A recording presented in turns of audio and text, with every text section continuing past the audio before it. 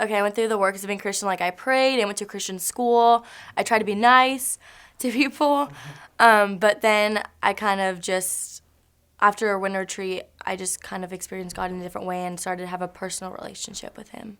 It was during worship, and we were singing He's Jealous for Me, and this just, like, peace came over me, and I got goosebumps, and I just, like, looked around and seeing people, like, all together and, like, singing and praising, like, one God, like, this amazing God kind of just, like, I don't know, overwhelmed me, and I just felt his presence around me, and I just started, like, crying. So it was a really cool experience. Because before, like I said, I went through the works, and then God was like, you really need to be in community with other Christians, and you need to start serving more. And he kind of placed that on my heart, so when I heard of the missions trip, I got really excited for that. And so I interviewed for that, and also he wanted me to go to life groups, just to kind of be like around other Christian women and to lead me in the right direction. Also kind of like dig deeper and find like out what my pain and hurt is and kind of get over that, like with relationship with other people, like I'm putting that before God. Kind of like seeing that people struggle just the way I do with things. Like the girls that I talk to, I form new relationships with.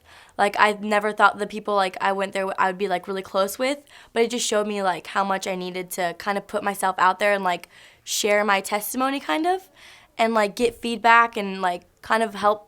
It really does help me grow like with my relationship with God, like getting advice from Jamie and all the other girls and like them telling me how I should like not really live, but kind of giving me like guidelines to live. So it's been a lot better, and I've definitely like stayed strong, and it kind of helps me keep me accountable. My direction with God is leading to serving others and kind of getting involved with other Christians, because before I just went on my own and thought I could handle it, just me and God, but that's not true. You need community, you need people uplifting you, encouraging you. So yeah.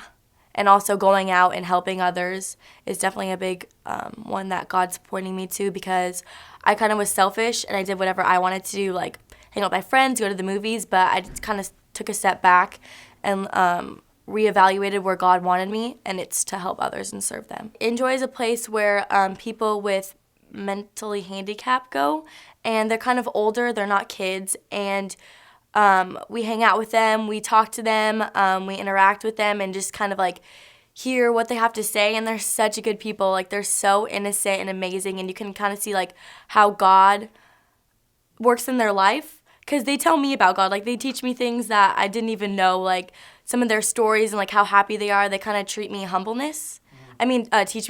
So it's been great like through that experience, and I just love them. Being a servant to others, I guess, like now not only like going out and like helping people in need, but I kind of am taking smaller steps and being nicer to my family, like respecting my brother, loving my brother, my friends, like kind of putting their needs before mine. So making like the world a better place by being nice to people, I guess. So like the people that I usually wouldn't like talk to, I kind of get out of my comfort zone and I talk to them and I hear what they have to say. And my enemies, like I kind of don't look at them as enemies anymore, like because before I would judge them, but now I'm not judgmental. Like I go up to them, I talk to them.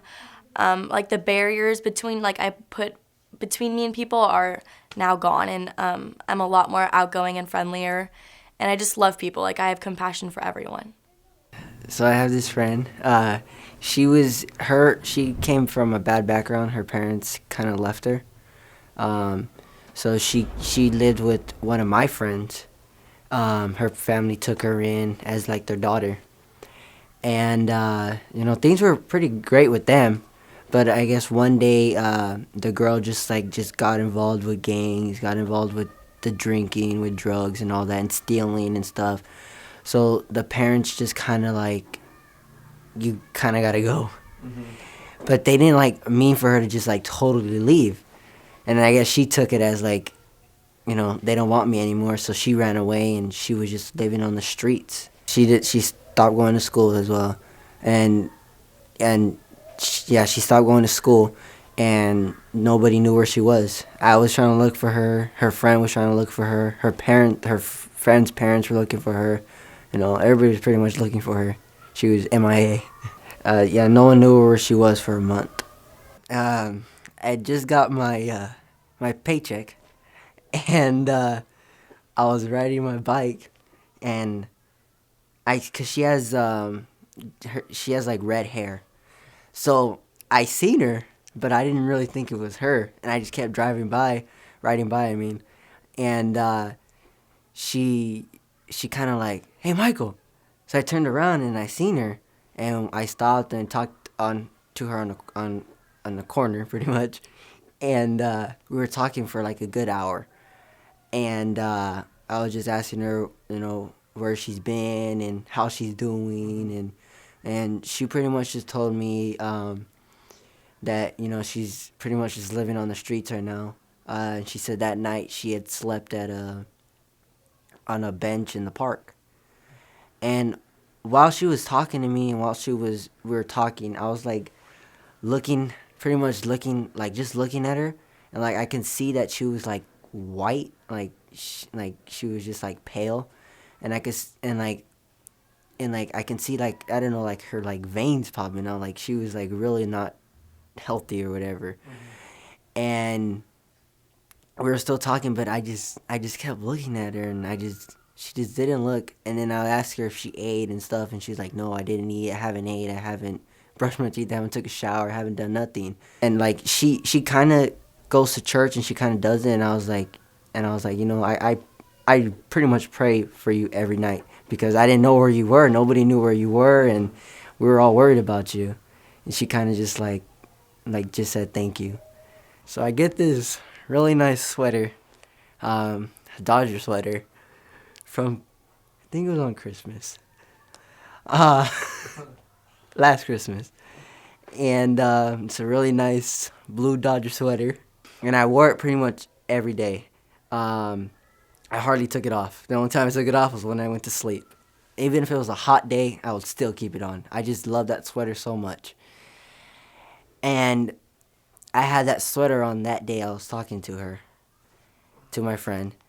And when I was looking at her, and I seen, how pale she looked and how she didn't really have anything to cover herself with, after we were done talking, I gave her my sweater, and I let her have it. And giving it to her was really hard because, like I said, I love that sweater, and I never took it off.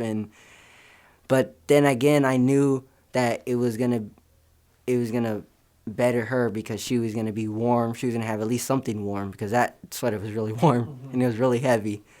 So I felt sad giving it away because I love that sweater, but then again, at the same time, I felt really good because I just knew, I guess that was the right thing to do, but also it was going to keep her warm and, just so she wouldn't freeze to death or anything. Yeah. And so, yeah, well, I usually just give, I really just give, and I don't expect anything back from it. I was like, and if I do, I'm just like, it's just like, I guess, a plus or something. But really, when I usually give, I don't ever expect anything out of it, anything back from the other person. I just give just because I like giving. And yeah.